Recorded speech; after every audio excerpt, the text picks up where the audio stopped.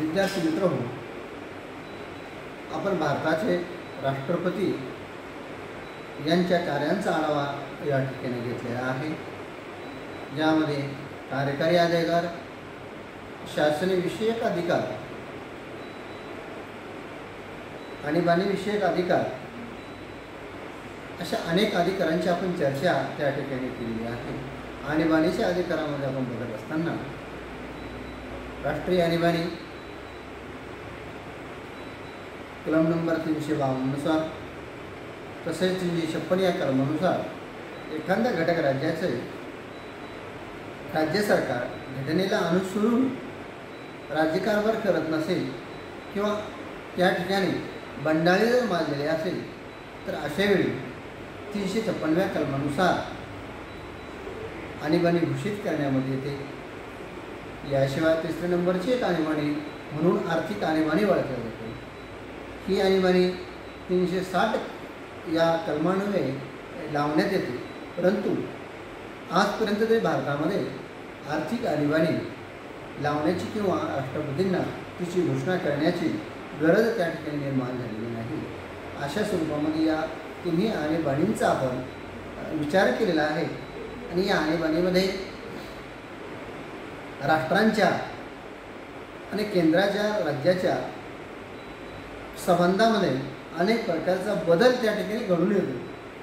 केंद्राचे राज्यकारभार संपूर्णपणे राज्यांवर लागू होतो, म्हणजे राज्य सचिवावर कायदे करण्याचा अधिकार केंद्राला प्राप्त होत असतो आणि केंद्र मंत्रिमंडळ असेल, नागरिकांचे मूलभूत अधिकार असतील, या तिन्ही घटकावरती महत्त्वाचा परिणाम त्या ठिकाणी आणीबाणीचा त्या ठिकाणी होत असतो।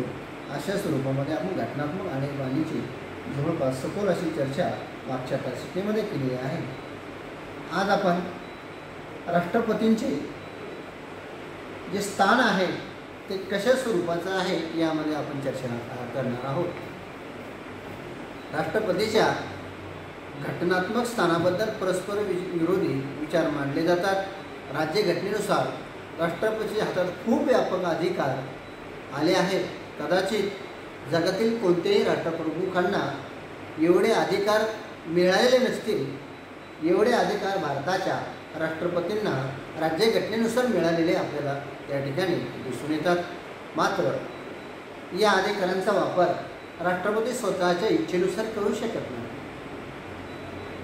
या संपूर्ण अधिकारांचा वापर देशाचे पंतप्रधान आणि त्यांना मदतीस असणारे मंत्रिमंडळ या दोन्ही घटकांचा त्या ठिकाणी सल्ला किंवा विचार विमर्श करूनच सर्व निर्णय त्या ठिकाणी घेत असतात। देशाचा संपूर्ण राज्यकारभार राष्ट्रपतीच्या नावाने त्या ठिकाणी चालू असतो।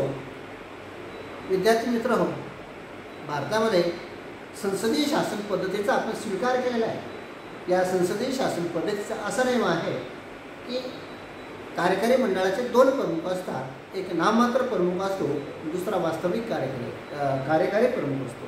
देशाचे पंतप्रधान हे वास्तविक कार्यकारी प्रमुख म्हणून संपूर्ण देशाचा राज्यकारभार आपल्या हातामध्ये घेत असतात आणि देशाचा संपूर्ण कारभार मात्र राष्ट्रपतींच्या नावाने चालत आलेला आपल्याला त्या ठिकाणी दिसून येतो। अशा स्वरूपाच्या संसदेच्या रचनेनुसार एक नाममात्र प्रमुख आणि एक वास्तविक कार्यकारी प्रमुख असे 2 पदे त्या ठिकाणी निर्माण करण्यात आलेली आपल्याला दिसून येतात। या दोन्ही पदामध्ये राष्ट्रपती हे नाममात्र प्रमुख आहे। संपूर्ण देशाचा राज्यकारभार फक्त राष्ट्रपतींच्या नावाने त्या ठिकाणी चालू असलेला आपल्याला दिसून येतो। त्यांच्या कार्याचे मूल्यमापन करताना किंवा त्यांचे घटनात्मक स्थान निश्चित कोणते याविषयी विचार करताना एकच नाण्याच्या 2 बाजू या न्यायाने पाहावे लागेल। एकीकडे राष्ट्रपतींना कार्यकारी, विधिमय, आर्थिक आणीबाणीविषयी असे अनेक व्यापक अधिकार दिले आहेत ही बाजू, तर दुसरीकडे पंतप्रधानाच्या सल्ल्याने निर्णय घ्यावे लागतात, त्यामुळे त्यांचे स्थान दुय्यम झाले आहे ही दुसरी बाजू। सारांश, राष्ट्रपतीच्या कार्याचे मूल्यमापन करताना ते नाममात्र कसे आहेत हे सर्वप्रथम बघून आपल्याला क्रमप्राप्त ठरते। त्यांना खास काही अशा अधिकार निर्माण झालेले आहेत की त्यांचा दर्जा हा श्रेष्ठ स्वरूपामध्ये आपल्याला दिसून येतो. परंतु त्या अगोदर आपण भारताचे राष्ट्रपती हे नाममात्र प्रमुख कसे ठरतात याचं विवेचन या ठिकाणी करणं अत्यंत गरजेचे आहे. भारतीय राष्ट्रपतीचे स्थान ब्रिटनच्या राजासारखे केवळ औपचारिक नॉर्मल नाममात्र उत्सवी प्रमुख झाले आहे. मंत्रिमंडळाच्या सल्ल्याने वागणे हे राष्ट्रपतीचे काम आहे. संसदेने मंजूर केलेल्या विधेयकांना केवळ मंजुरी देण्याचं काम भारताचे राष्ट्रपती करत असतात. उचित प्रसंगी काही विधेयके ते फेरविचारासाठी संसदेकडे पाठवू शकतात. संसद परत पाठवलेल्या या विधेयकामध्ये फेरविचार करेलच याची निश्चिती त्या ठिकाणी देण्यात आलेली नाही. विधेयक जसे तसे पुन्हा राष्ट्रपतीकडे पाठविल्यास त्यांना स्वाक्षरी करावीच लागते. ते अमेरिकेच्या राष्ट्राध्यक्षासारखे कायम नकाराधिकार वापरू शकत नाही. कारण अमेरिकेमध्ये भारतामध्ये जशी संसदीय शासन पद्धती आहे, मात्र अमेरिकेमध्ये अध्यक्षीय शासन प्रणाली आहे. म्हणजे अध्यक्षाला अत्यंत महत्त्वाचे अधिकार त्या ठिकाणी देण्यात आलेले आहेत. तर आपल्याकडे संसदेला व्यापक प्रमाणामध्ये अधिकार त्या ठिकाणी देण्यात आलेले आपल्याला दिसून येतात. याच कारणामुळे भारताचे राष्ट्रपती हे स्वविवेकानुसार निर्णय घेऊ शकत नाही किंवा संसदेने पास केलेले विधेयक आपल्याकडे थांबू शकत नाही किंवा कायमस्वरूपी नोटो म्हणजे नकार त्याला देऊ शकत नाही. कदाचित ही गोष्ट संसदीय शासन प्रणालीमुळे ही अस्तित्वात आली असेल. कारण दोन वास्तविक कार्यकारी प्रमुख जर निर्माण झाले तर दोन्ही वास्तविक कार्यकारी प्रमुखामध्ये संघर्ष होण्याची भीती निर्माण होत असते. यामुळेच राज्यघटनेच्या नियमानुसार एक वास्तविक कार्यकारी प्रमुख ठरवण्यात आलेला आहे, तर दुसरा केवळ नाममात्र म्हणजे त्याला आदराचं पद त्या ठिकाणी देण्यात आलेलं आहे. मात्र वास्तविक अधिकार हे राष्ट्रपतीच्या हातून काढून घेऊन ते पंतप्रधान आणि त्यांच्या मंत्रिमंडळाला त्या ठिकाणी देण्यात आलेले आहे असं या ठिकाणी सुरुवात केल्याने आपल्याला दिसून येते. युद्ध जाहीर करणे, स्थगित करणे, आणीबाणीची घोषणा व गुन्हेगाराची शिक्षा कमी करणे इत्यादी त्यांच्या कृती त्यांच्या स्वतःच्या नसतात. त्याविषयीचे सर्व निर्णय मंत्रिमंडळाने घेतलेले असतात. आदेश किंवा वटहुकूम फक्त राष्ट्रपतींच्या स्वाक्षरीनेच निघतात. एवढेच ब्रिटनमध्ये अशी स्थिती आहे. ब्रिटनचा राजा राष्ट्रप्रमुख राज्य करतो, परंतु प्रत्यक्ष राज्यकारभार पाहत नाही. जवळपास अशी स्थिती भारतीय राष्ट्रपतीची झाली आहे. कृती राष्ट्रपतीची असली तरी शब्द मात्र त्यांच्या मंत्रिमंडळाचे असतात. राष्ट्रपतीचे अधिकार प्रत्यक्षात पंतप्रधान व त्यांचे मंत्रिमंडळ त्या ठिकाणी भोगत असताना आपल्याला दिसून येतात. भारताच्या राष्ट्रपतीचे स्थान राजासारखे आहे असे डॉक्टर बाबासाहेब आंबेडकर त्यावेळी म्हणाले होते. तसेच राष्ट्रपतीच्या पदाबद्दल पंडित नेहरू म्हणाले होते, आम्ही राष्ट्रपतीला वास्तविक सत्ता दिली नसून त्यांना सर्वश्रेष्ठ व राष्ट्रपतीला आदरणीय बनविले.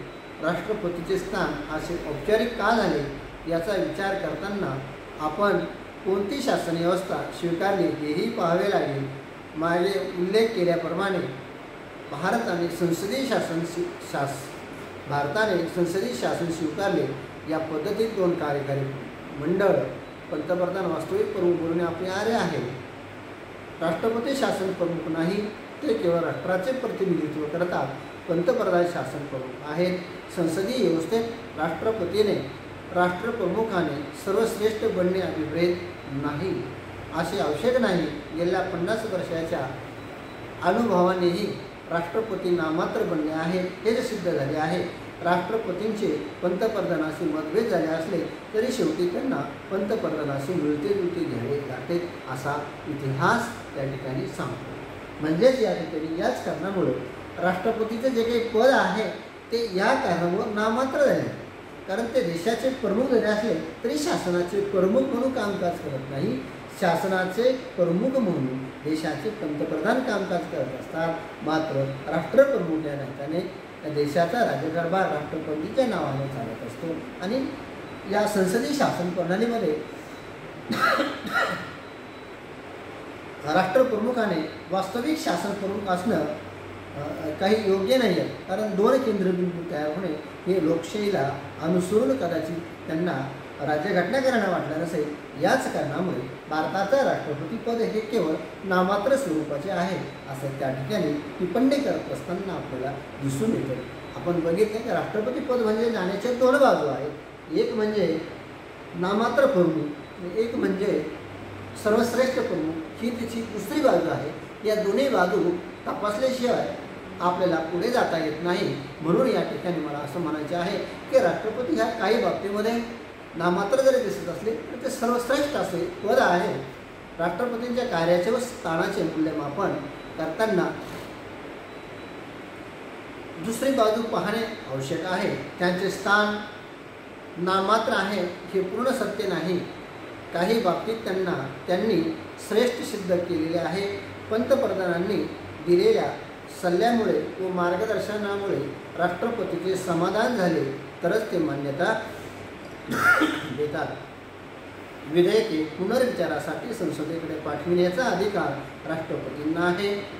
अधिकार ग्रहण करताना राष्ट्रपती प्रतिज्ञा किंवा शपथ घेत असतात। घटनेच्या संरक्षणासाठी पंतप्रधानांशी भेदभाव न ठेवून आपले कार्य ते प्रभावीपणे करू शकतात। डॉक्टर राजेंद्र प्रसाद व डॉक्टर सर्वपल्ली राधाकृष्णन यांनी तर स्वतःची मते मांडली होती।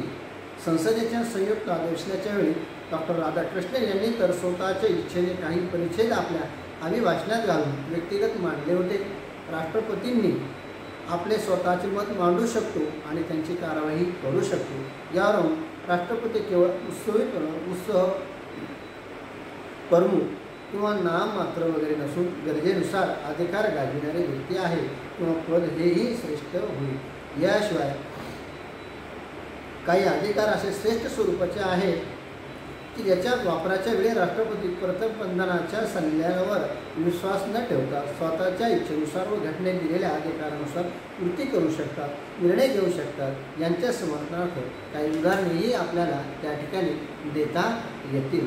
संसदेने मंत्रिमंडळात अविश्वास व्यक्त केला, संपूर्ण मंत्रिमंडळ बडतर्फ होऊ शकते। हा एक महत्त्वाचा अधिकार भारताच्या राष्ट्रपतींना आहे। ज्यावेळेस संपूर्ण मंत्रिमंडळावर अविश्वास व्यक्त करत असतो अशा वेळी संपूर्ण सरकार बडतर्फ करण्याची भूमिका राष्ट्रपती त्या ठिकाणी घेत असतात। संसदीय पक्षनेता म्हणून बहुमतवाल्या पक्षाने मान्यता काढून घेतल्यास पंतप्रधानाला पदावरून दूर करता येते। जनतेच्या लोकसभेवर विश्वास राहिला नाही याची खात्री पडल्यास तो लोकसभा विसर्जित करू शकतो। देशाचे संरक्षण करण्यात मंत्रिमंडळास अपयश आल्यास लष्कर प्रमुख या नात्याने देशाचे संरक्षण करण्याची जबाबदारी राष्ट्रपतीची आहे। या अधिकाराचा वापर ते स्वतः व्यक्तिगतरित्या देखील करू शकतात। संसदेच्या कोणत्याच पक्षाला बहुमत नसेल किंवा लगेच निवडणुका घेणे शक्य नसेल त्यावेळी ते आपल्या मर्जीप्रमाणे पंतप्रधानाची नियुक्ती करू शकतात। हा त्यांचा सरसर विवेक बुद्धीने घेतलेला निर्णय असतो। श्री चंद्रशेखर यांच्या नियुक्तीच्या वेळी असे घडले की अटल बिहारी वाजपेयी यांनी राजीनामा दिल्यानंतर मात्र राष्ट्रपती TR नारायण यांनी लोकसभा विसर्जनाचा निर्णय घेतलेला होता। पंतप्रधानांनी सांगितल्यावरही एखाद्या मंत्र्याने राजीनामा देण्यास नकार दिल्यास त्या मंत्र्यास बडतर्फ करण्याचा अधिकार राष्ट्रपतींना असतो। एखादे घटक राज्य 356 कलमाचा वापर करण्याचा निर्णय पुनर्विचारासाठी मंत्रिमंडळाकडे पाठवू शकतात। हा निर्णय त्यांच्या स्वतःच्या स्वविवेकाने घेतलेला असतो। ऑक्टोबर 1997 मधील श्री कल्याण सिंग यांचे आणि सप्टेंबर 98 मधील श्रीमती राबडी देवी यांचे सरकार बरखास्त करण्याचा मंत्रिमंडळाचा निर्णय राष्ट्रपतींनी फेटाळून पुनर्विचार करण्यास सांगितले होते। अशा रीतीने राज्यघटनेच्या वेगवेगळ्या कलमात राष्ट्रपतीची खात्री झाल्यास त्यांच्या मतानुसार संमतीने आढळल्यास असे शब्द आहेत त्यांचा आधार घेऊन ते स्वतःच्या धोरणानुसार व विचारानुसार कार्य करू शकतात। पंतप्रधानाचा सल्ला बंधनकारक नसला तरी अनेक वेळा राष्ट्रपती वाईट सल्ला डोकावून लावू शकतात। राष्ट्रपतीचा तसा खूप अधिकार आहे। याचा पुरावा म्हणजे 42वी घटना दुरुस्ती होय। राष्ट्रपतीच्या अधिकारावर मर्यादा घालून पंतप्रधानाचे वर्चस्व वाढवण्याच्या दृष्टीने सल्ला बंधनकारक राहील अशी तरतूद नव्याने करण्यात आली आहे. असे असले तरी पुढे 1978 मंजूर झालेल्या 44व्या घटना दुरुस्तीनुसार मंत्रिमंडळाने दिलेला सल्ला राष्ट्रपतीवर बंधनकारक असला तरी राष्ट्रपती मंत्रिमंडळाने दिलेल्या सल्ल्याचा फेरविचार करण्यास सांगू शकतो. ही गोष्ट महत्त्वाची त्या ठिकाणी झालेली आपल्याला दिसून येते. मंत्रिमंडळ एका राजकीय पक्षाचे आणि राष्ट्रपती दुसऱ्याच राजकीय पक्षाचे असतील तर मंत्रिमंडळ पंतप्रधान आणि राष्ट्रपती यांच्यात मतभेद निर्माण होत असतात. यावेळी राष्ट्रपती स्वतःच्या सरसविवेक बुद्धीने आणि प्रामाणिकपणे व्यवहार करू शकतात. तसे करण्याची त्यांना प्रतिज्ञा घेतलेली असते. वरील ह्या मांडलेल्या एकंदरीत चर्चेवरून केवळ राष्ट्रपती हे उत्सवप्रेमी नसून अमेरिकेच्या राष्ट्राध्यक्षासारखे अधिकारांचा वापर करू शकतो हे पटू लागले. राष्ट्रपती पदावर कोण व्यक्ती आहे याचाही बराच परिणाम घडू शकतो. पहिल्या 2 राष्ट्रपतीमुळे राष्ट्राचे स्थान उंचावले होते. त्यांच्या व्यक्तिमत्वावर हे अवलंबून होते. पंडित जवाहरलाल नेहरू किंवा श्रीमती इंदिरा गांधी राष्ट्रपती पदावर आरूढ झाले असतात तर त्यांचे पदाचे महत्त्व आणि स्थान अधिकच वाढलेले आपल्याला त्या ठिकाणी दिसून येते.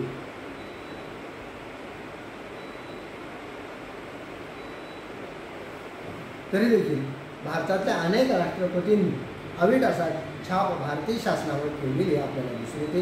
यामध्ये डॉक्टर अब्दुल कलाम हे असतील, डॉक्टर राजेंद्र प्रसाद असेल, राधाकृष्णन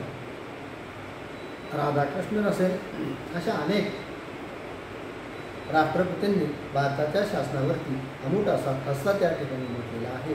या सर्व विवेचनावरून आपल्या असं लक्षात येते राष्ट्रपती हे केवळ नाममात्र नाही तर स्वतःच्या संसद विवेक बुद्धीचा वापरही देखील ते करून शासनाला त्या ठिकाणी निर्णय घेण्यामध्ये भाग पाडत असताना आपल्याला दिसतात.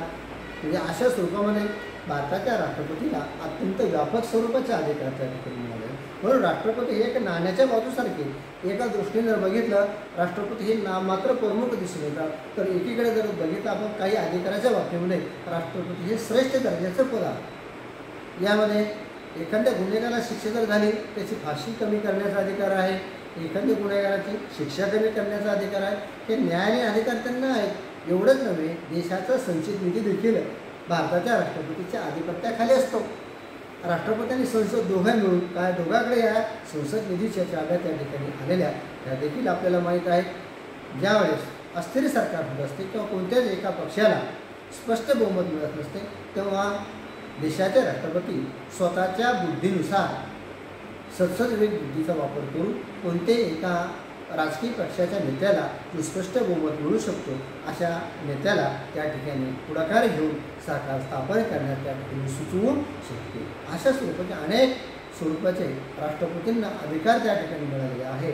यावरून राष्ट्रपती पद हे अत्यंत महत्त्वाचं पद त्या ठिकाणी निर्माण झालेलं आपल्या सगळ्यांच्या लक्षात येते. म्हणूनच राष्ट्रपती हे केवळ नाममात्र प्रमुख नसून ते वास्तविक कार्यकारी प्रमुख जर नसले मात्र ते भारतातील एक सर्वश्रेष्ठ असं पद भारतीय घटनाकाराने निर्माण केलेलं आहे असं या वरील विवेचनाने आपल्याला लक्षात येते. आज आपण या ठिकाणी राष्ट्रपतीच्या बऱ्याच विचारांची या ठिकाणी उहापोह केलेला आहे. राष्ट्रपती दिलेले कार्य, त्यांचे स्थान, त्यांचा कालावधी, त्यांची निवडणूक आयोगानुसार केलेल्या त्या ठिकाणी सूत्र निवडणुकीचे सूत्र आहेत ते विशिष्ट कोट्याचे सूत्र आहेत. या सगळ्यांचा आपण चर्चा या ठिकाणी घडवून आणलेली आहे. मला वाटतं या ठिकाणी राष्ट्रपतीवरती भरपूर विवेचन आपण झालेलं आहे. उद्याच्या येणाऱ्या तासिकेमध्ये आपण उपराष्ट्रपती संदर्भात माहिती बघणार आहोत. तर पुढे आपण या ठिकाणी थांबूया. सर्वांचे मनपूर्वक धन्यवाद.